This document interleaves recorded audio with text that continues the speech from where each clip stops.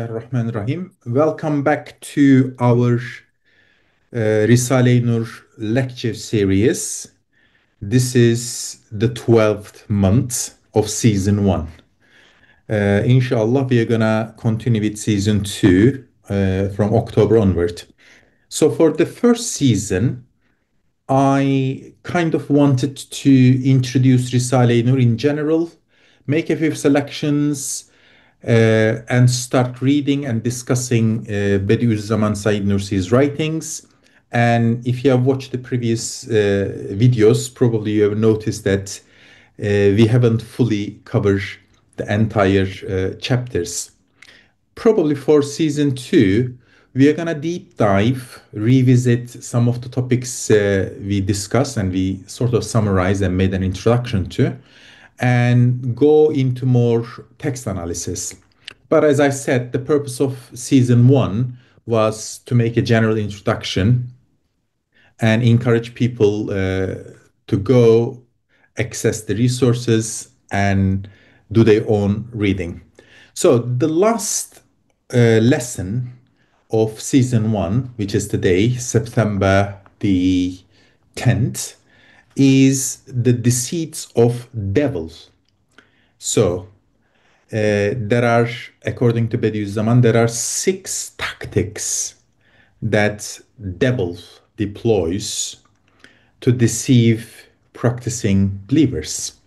So let me share my screen so that you can keep an eye on the actual text. As I said many times, we want to direct your attention to the text rather than the speaker. So this is the 29th letter. Remember, letters is the name of the book. So there are 3 major books that Bediüzzaman published. There are many, but the main spine is the words, the letters, and the flashes. Rather unconventional names, I give you that. But these are the names he chose for his books. Because he's written so many chapters and sections, in most of his writings, he followed like a mathematical index. For example, the piece we're gonna look at today is the deceits of devil or stratagems of devil, but it appears as the 6th section, which is the 6th treatise. This is the chapter title. Because there are so many chapters, so many subtitles, and Bediüzzaman follows these mathematical indexing. However, when I compiled this reader many years ago, it is called Selected Readings from Risale-i Nur. What I did, I tried to rename the chapters. For example, this chapter I called Deceits of Devil. The original term is stratagem, but I try to make the text accessible to modern readership. That's why I sort of chose simpler terms. I've been living in Britain for like quarter of a century. If I go out and ask an English person what stratagem is, probably he wouldn't know. But deceit is more familiar.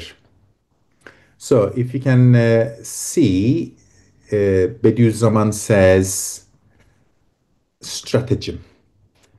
In original, it is called decise.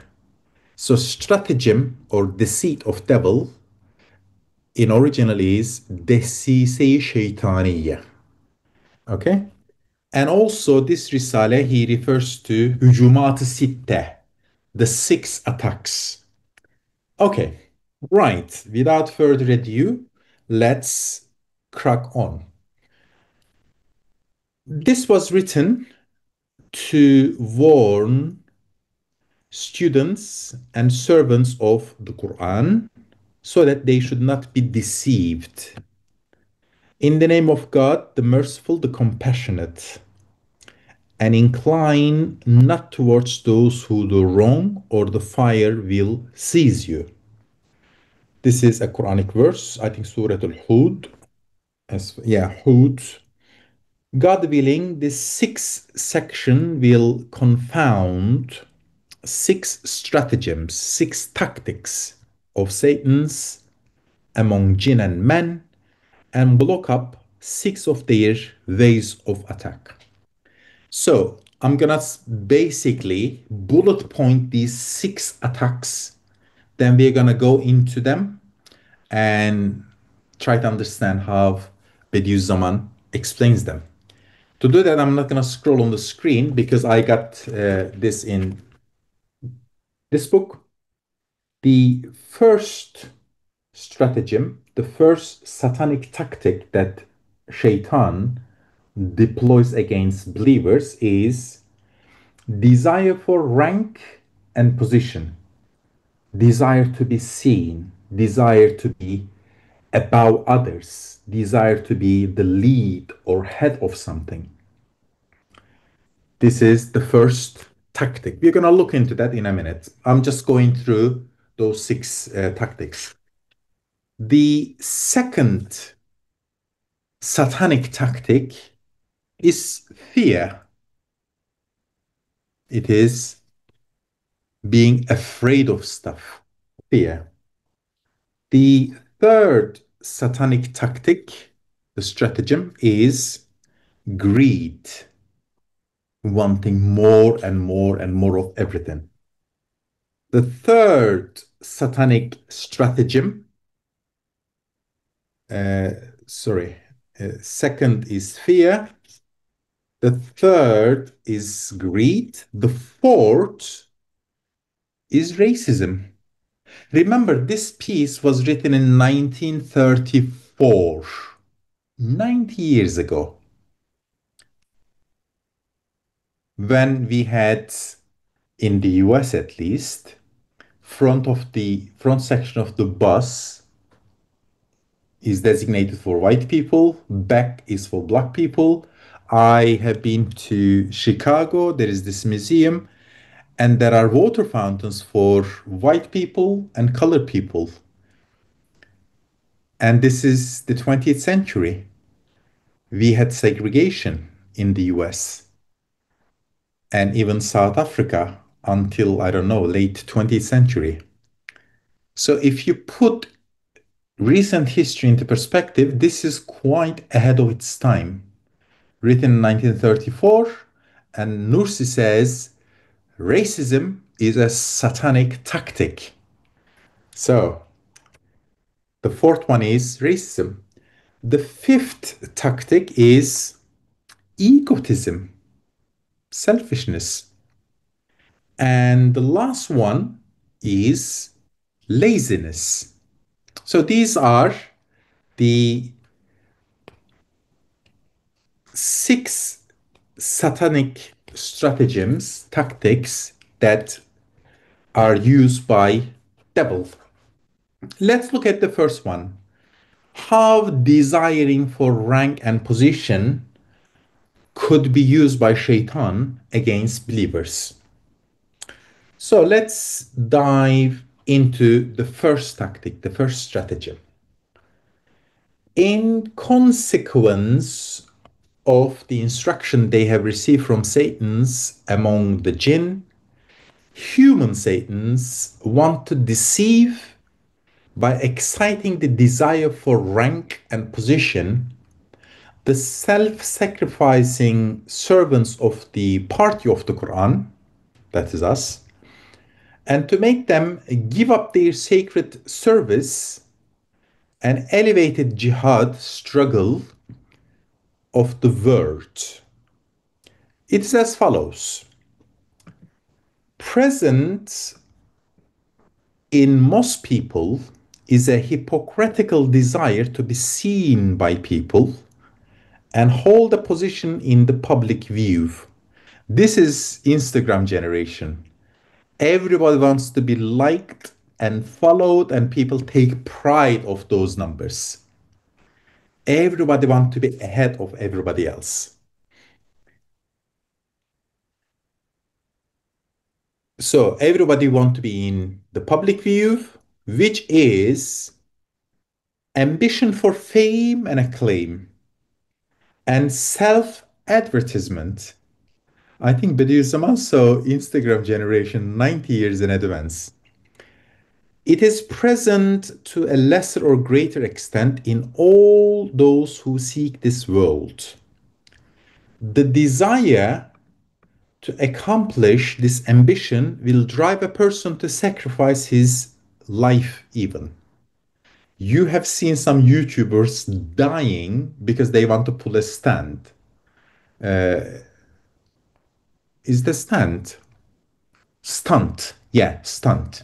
So they want to do this crazy stunt. They got crippled. They even die for fame because they want to be famous. Such ambition is exceedingly dangerous for those who seek the hereafter. That's us. And even for those who seek this world, it is a rough road. It is also the source of many bad morals and is man's greatest weakness. You go up to somebody, we say, if you do this and that, we're gonna make sure you're gonna be famous, you're gonna have millions of followers, you're gonna have so many likes. And I'm so surprised how big of a deal this is. You know, each time you watch a video, they say like and subscribe and interact. Tell us what you think. Tell us where you're watching us from because they wanted this interaction. So the software algorithm puts them on top. It is madness. I have been this YouTube lecturing for a long, long time because I do this for a higher purpose. I thought maybe it's one person. We got 8.5 billion people. Maybe one person who is interested in Risale-i Nur. Maybe he has heard of Bediüzzaman Said Nursi and he wants to hear something from him. Maybe he bumps into this video, watches it, and benefits from it. That's my purpose. That's why I find a bit, oh, I never say, oh, like and share and stuff. No, I don't care. But fame is nothing to me for my purpose. But it is a big, big deal for everybody else. Okay. A person only has to gratify this ambition to gain control over someone and drove him to himself. It ties the man to him and he is overcome. My greatest fear for my brothers is that the atheists may take advantage of this weak vein of theirs. It has caused me much thought, for they did attract in this way some unfortunates who were not truly friends, drawing them into dangerous situation. My brothers and friends in the service of the Quran. That's our job. That's our job. That's what we do. We are the students of the Quran.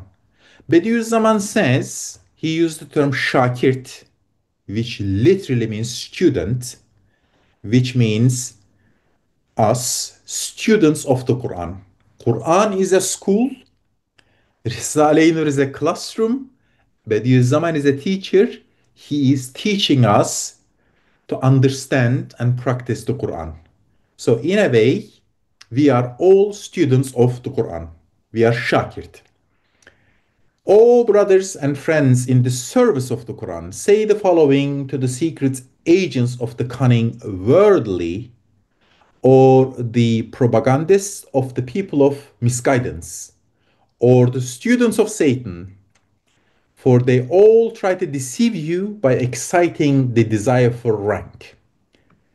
Tell them, firstly, we are not after fame. We don't care what worldly people tell us.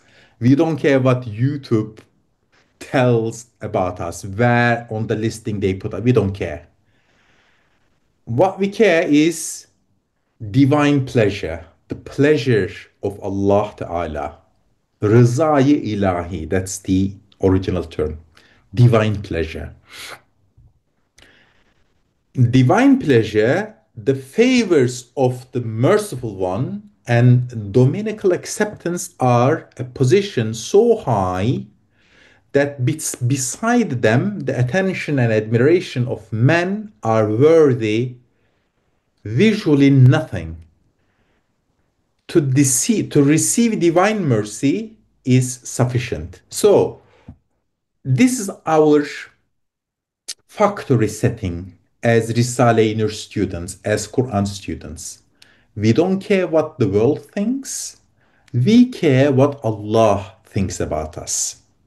We care about rızayı ilahi, divine pleasure.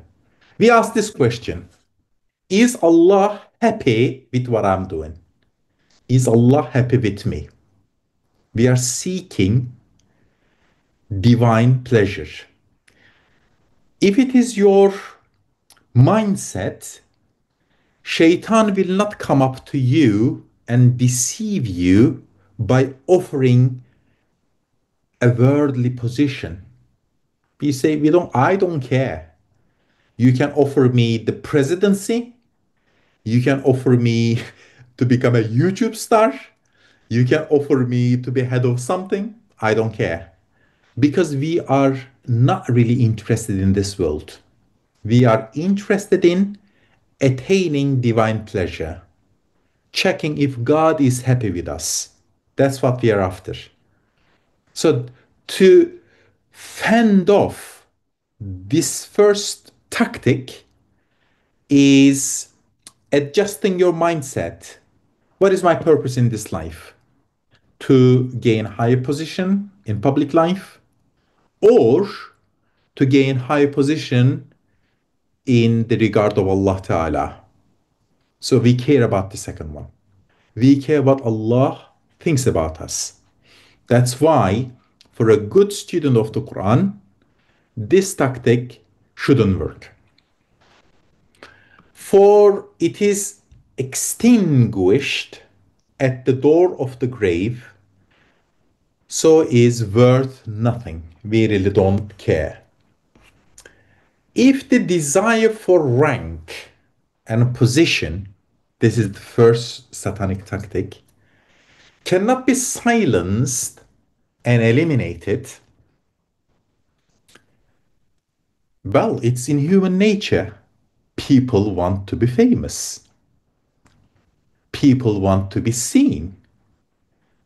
It is in the factory settings of every human beings. And it is very difficult to neutralize it. Some spiritually progress individuals, they pass that point, they really don't care. But great majority of ordinary people have this psychological status. They want a bit of a fame. They want to be higher up on the list. Bediüzzaman says, if this desire for rank and position cannot be silenced and eliminated, it should be directed towards something else, as in the following comparison. The emotion may have a licit side if it is for reward in the hereafter, or with the intention of being prayed for or making one's work effective. So how can we, if we can neutralize this feeling, how can we redirect for better? This is a very good strategy. So this person is very strong. You put him to do something physical. If this person is soft-spoken, very peaceful, you've put him in charge of peace negotiation. If this person has a good business set, you put him in charge of business negotiation. If this person is very technical, you put him in charge of building infrastructure. So you look at the quality trait of the person and you deploy him in the right field. So this person has desire for rank and position. There should be a way we should deploy this person for a better use. Let's look at these examples. For example, at a time, Hagia Sophia Museum Mosque, it's a big Byzantine church in Istanbul. When Istanbul was conquered, it was converted into a mosque, but the original name were kept. Hagia Sophia, Ayasofya in Turkish. At a time, Hagia Sophia Mosque is filled with eminent and blessed people, virtuous and excellent. One or two idle youths and immoral loafers are hanging around the entrance, while next to the windows, a few Westerns, Europeans, are watching for amusement. A man enters the mosque and joins the congregation, then recites a passage from the Quran beautifully in a fine voice. The gazes of thousands of people of truth are turned on him, and they gain reward for him through their regard and prayers. This does not please a couple of idle yobos and some heretic loafers and few other Western people. But great majority, probably 99.9% of congregation are very pleased. The guy is reciting the Quran beautifully. If when the men entered the blessed mosque and joined the huge congregation, instead of reciting the Quran, he had shouted out lewd songs and danced and jumped around. In this case, he would have entertained those shobos and few other people, but 99.9% of congregation would be displeased. So imagine the guy comes in and sings songs and start dancing. It would have made the idle youth laugh, have pleased the dissolute loafers, since it encouraged immorality, and made the Europeans smile mockingly, since they are gratified at seeing any faults in Islam. But it would have attracted looks of disgust and contempt from the vast and blessed congregation. In its view, the man would have fallen to the very lowest of the low. Exactly like this example, the world of Islam and Asia is a huge mosque, and the people of belief and truth within it are the respected congregation in the mosque. The idle youths are the childish psychopaths. The dissolute loafers are those villains who follow Europe and have no nation or religion, while the European spectators are the journalists who spread the ideas, that is atheistic ideas, he means. But remember, this was written in 1934 between the two world wars. So when you see like Europeans, you should understand aggressive atheism, irreligion. So because these days, a lot of Western countries, a lot of European countries are topping the Islamic index. This is very bizarre. So don't take the word Europeans literally as it today. You know, if you can Google the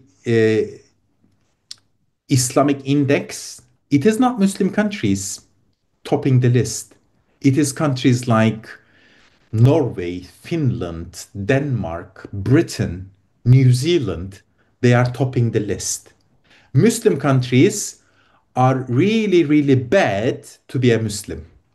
I'm not going to distract you, but you have ChatGPT, you have Google, you can go ahead and search top countries to be a Muslim. It is not Muslim countries, I'm afraid.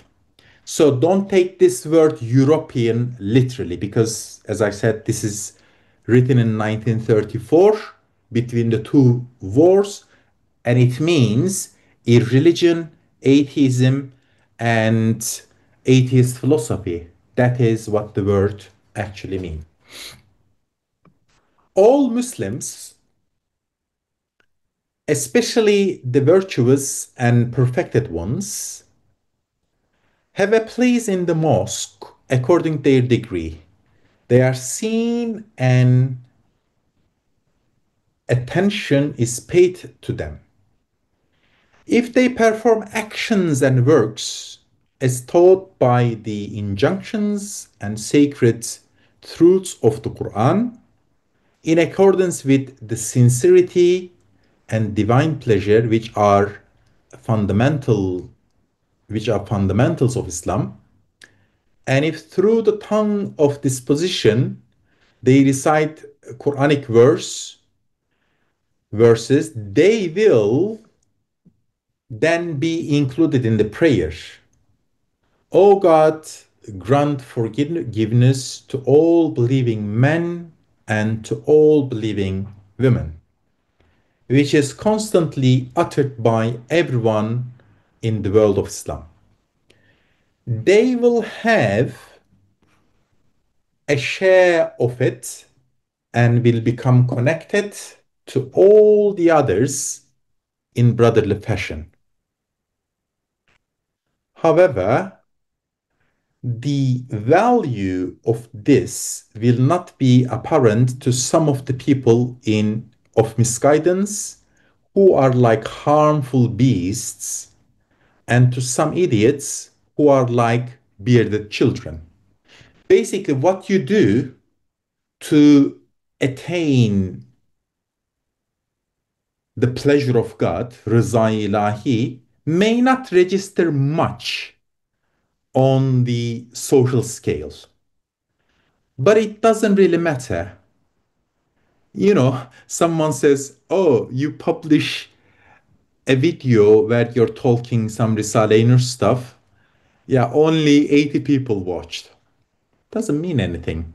You go watch Funny Cats, it's been watched 14 million times. Does it mean it's more valuable than analysis of the Risale-i Nur, understanding Quran? No, absolutely not. So, it is like entertaining bearded children. Most people, they are like bearded children. You go to social media, you watch the top watch videos and clips, most of them are absolutely stupid stuff. Probably you watch Instagram reels or the shorts. I don't know what they call it on other places, reels. Probably you spend a lot of time watching them. I do. You know, sometimes I don't have solid time block to do anything specific. I'm just watching reels. And trust me, most of them are ridiculous, stupid stuff. Worthless. But real knowledge, real ilm, not many people watch it. So it is like entertaining bearded children. If a man disowns all his forefathers, the source of honor and all the past, the cause of pride and abundance in the spirit, the luminous highways of the righteous predecessors, which they consider to be their point of support. And if he follows his own whims and passions hypocritically, seeking fame and following innovations, he will fall to the very lowest position in the view of all the people of truth and belief. In accordance with beware the insight of the believer, for he sees with the light of God. That's hadith of the Prophet, peace be upon him. However common and ignorant a believer may be, even if his mind does not realize it, his heart looks coldly and in disgust on such boastful, selfish men. And so the man, carried away by love of position and rank, and obsessed by the desire of fame, the second man, descends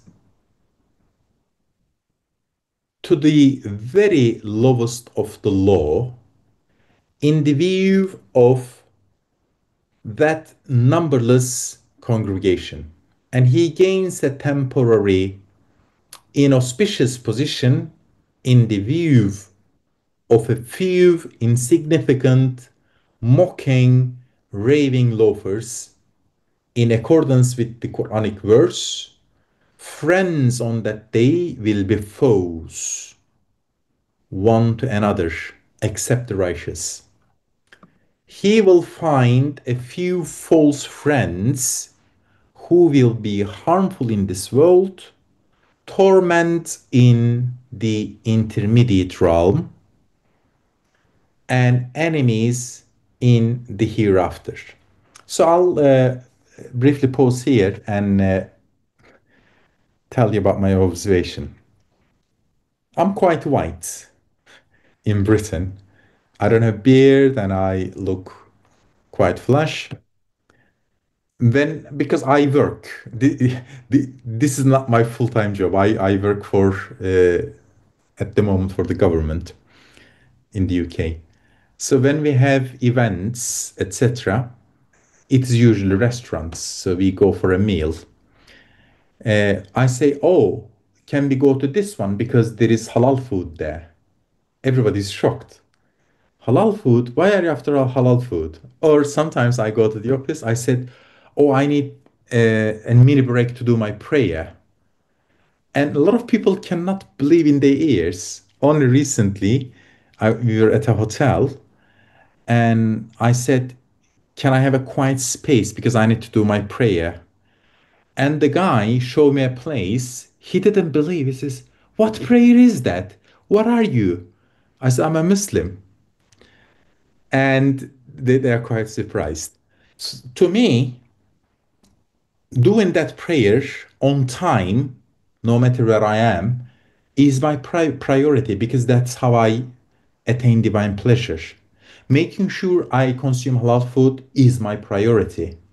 I cannot pretend that I am someone else, skipping prayers, pretending I don't care about, halal or non-halal, so that I can mix up with the crowd. I don't care because my priority is this. But I sadly see a lot of fellow Muslims doing the opposite. I mean, when we do, team events, I say, brother, you are brown, you have beard, and your name is Muhammad. Stop acting like you are a white English person. Everybody can see it. Me, maybe I can mix because I look quite white and Western, and I care about what I do, what I eat, how I behave, how I show my identity. I tell people I'm Muslim, I'm practicing, I care about halal, I don't drink alcohol, etc. And this other guy, He's acting cool and trying to mix with people. And I said, look, do you not look at yourself?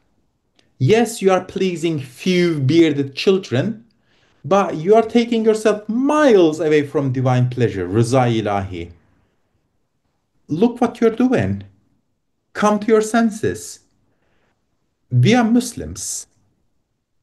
We don't hide our identity, although we look quite modern and Western. No, when there is the duty time, you tell the world, okay, I need to go do my prayer.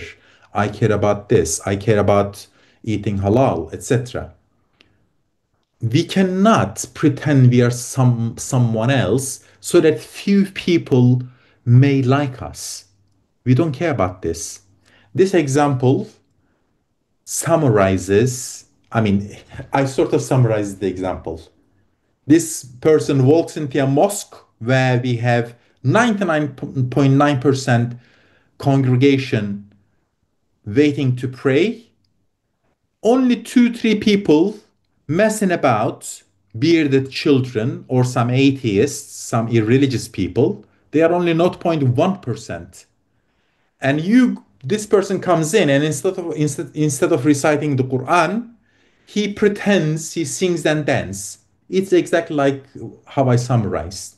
No, we do the things that pleases Allah Ta'ala, not the things which please ordinary people. Okay, I'm conscious of time. I'll accelerate. As for the first man, even he does not expunge the desire for position from his heart, on condition he takes sincerity and divine pleasure as his guiding principles and does not make rank and position his goal, he will attain a sort of spiritual rank. It always reminds me of Sudais, the Imam of Mecca. I listen to him all the time, even on the app, or Shuraim. These are people leading Tarawih prayer, reciting Quran, but they are quite famous. They didn't want to be famous. It came as a byproduct. So what you do to attain divine pleasure may bring you some fame. You can make some internet lectures on some Quranic topics, and suddenly you become a trend and millions of people may follow you, it's a byproduct. It may happen. We don't seek it, but if it comes, it's a byproduct. It's something minor, fine. So the first person goes in and recites the Quran. Everybody says, MashaAllah, Barakallah, you recite the Quran beautifully. So it does not make rank and position his goal. He will attain a sort of spiritual rank and a glorious one at that, which will perfectly satisfy that desire of his. The man will lose something insignificant, very insignificant, and find in place of it many very valuable and harmless things. Indeed, he will chase away a few snakes and find numerous blessed creatures. He will become close friends with them, or he will ward off stinging wild hornets and attract blessed bees, the sherbet sellers of mercy. He will eat honey at their hands and through their prayers find friends from all parts of the Islamic world through whom his spirit will receive effulgences like the water of Kawthar, and these will pass to his book of good deeds. At one time, not this one. At one time, when through perpetrating a great wrong due to the desire for fame, a little man who was occupying a high worldly position became a laughing stock in the eyes of the world of Islam. I spoke to him, teaching him the meaning of the above comparison. I hit him over the head with it. He was badly shaken, but because I myself had not been saved from the desire for rank and position, my warning did not arouse him. Okay, so I pause here and I'll wrap it up. So let me stop share. The reason I moved fairly slowly, I want to focus on remaining satanic tactics in the coming lectures. The first one was becoming famous, desire for becoming famous. And Bediüzzaman is teaching us a lesson. It is something not nice, try to get rid of it, but great majority of people cannot get rid of it. So you can use it for positive. If you are interested in singing, don't sing. Well, if you still want to sing, sing something positive, Islamic, like Sami Yusuf. I think he's quite famous. Or recite the Quran. If you want to lead people, lead something positive, some positive good activity for the youth, some, scouting or guiding people. So use this desire for something positive if you cannot get rid of it altogether. Another thing I want to mention before I finish this, Risale-i Nur was written 100 years ago, long time ago. It is an oldie Ottoman Turkish. The reason I stick to this translation, which was done by Mary Weld, is because she translated very close to original text. I understand the language is a bit archaic. A lot of young people find it, even in English, fairly difficult. But I stick to this translation because it gives me the same pleasure of reading the original text. In case you develop a taste to read the original, English and original sound very similar, even the sentence structure. So Mary Weld, Şükran Vaide, didn't want to touch the originality. That's why the English is not very modern, sounds a bit archaic. However, in this book that I edited, I took this chapter, made it fairly simple. Or if you want to read the simplest English, you can go ahead with Ali Ünal's translation. I'll stop here. On the next lecture, we are gonna go on the second stratagem. Subhaneke la ilme lena illa ma allamtana inneke entel alimul hakim ve ahiru davahum enelhamdülillahi rabbil alemin. I'll see you on the next lecture. Assalamu alaikum.